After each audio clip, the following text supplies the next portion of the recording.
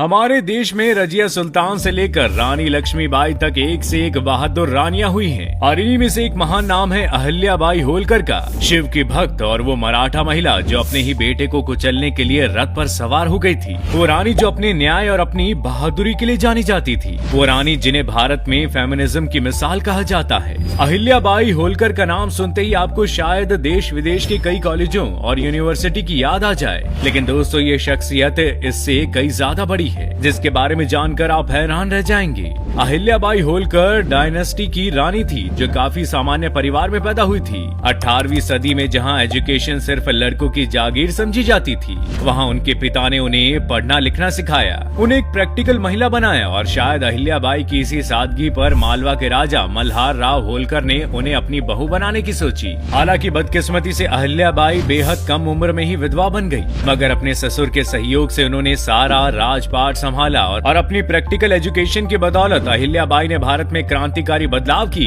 उनमें जितनी शिव भक्ति थी, प्रजा के लिए उतनी ही मधुभाषी वो थी। राजपाट के नियमों में उतनी ही सख्त, यहाँ तक कि नियमों के पालन के मामले में अपने सगे संबंधितों को नहीं छोड़ती थी। एक मर्तबा तो अहिल्याबाई ने अपने पुत्र मौलजी राव को ही मौत के घाट उतारने के लिए रथ पर वो सवार हो गई थी। दरअसल उनके बेटे ने रथ पर सवार होकर अनजाने में गाय के छोटे से बछड़े को मार दिया और फिर जब अहिल्याबाई ने गाय को अपने मृत बछड़े के पास उदास बैठा देखा, उनकी आत्मा हिलकर रह गई और उसी वक्त अपने बेटे को मृत्यु दंड देने का फैसला उन्होंने किया।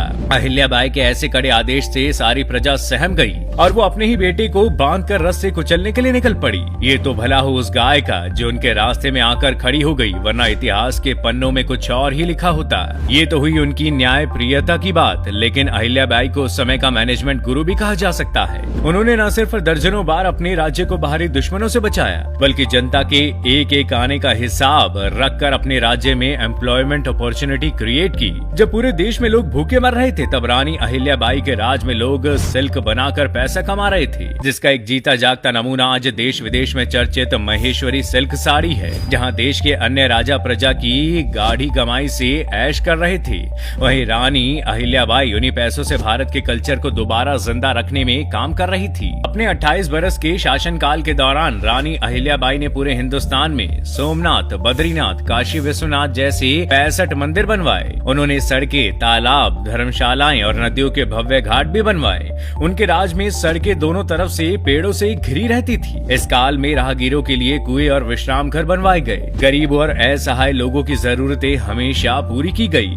यहाँ तक कि रानी अहिल्याबाई शिव जी की इतनी बड़ी भक्ति कि उनकी रियासत के हर ऑर्डर पर हुजूर शंकर लिखा जाता है। जरा सोच कर देखिए, क्या आज के जमाने में भी ऐसा कोई भक्त होगा? जिस इंदौर को आप राजसी ठाट बाट के लिए जानते हैं, वो भी महारानी अहिल्याबाई की ही देन है। और तो और सबसे जरूरी बात ये कि सब उन्होंने कोई किसी दान के दिए पैसे से नहीं, बल्कि अपने खुद के पैसे से किया। खुद एक साधु की तरह आम जीवन जीकर महारानी अहिल्याबाई ने भारत को ये सब दिया। भारत के प्रथम प्रधानमंत्री जवाहरलाल नेहरू, थियोसॉफिकल सोसाइटी की फाउंडर एनी बेसेंट जैसे अनेक इतिहासकार उन्हें रानी नहीं साधु का दर्जा देते हैं। रानी अहिल्याबाई राजतंत्र की सच्ची समाज सेवी थी, जिन्होंने कभी किसी को मृत्यु दंड नहीं दिया, यहाँ तक कि कैदियों को शपथ लेकर छोड़ने का काम भी किया। और ये सब वो किसी राज्य के लालच में नहीं, बल्कि अपने लोगों के प्यार के लिए कर रही थी। वाकई रानी अहिल्याबाई उन तमाम लोगों के लिए एक मिसाल है जो सोचते हैं कि लड़कियां पढ़ लिख कर आखिर क्या करेंगी। वैसे आपका इसके बारे में क्या कहना है, हमें कमेंट करके जरूर बताइएगा। साथ ही अगर वीडियो पसंद आई हो तो इसे लाइक करें, शेयर करें और जाते जाते हमारे चैनल को सब्सक्राइब करना ना भूलिएगा। शुक्रिया।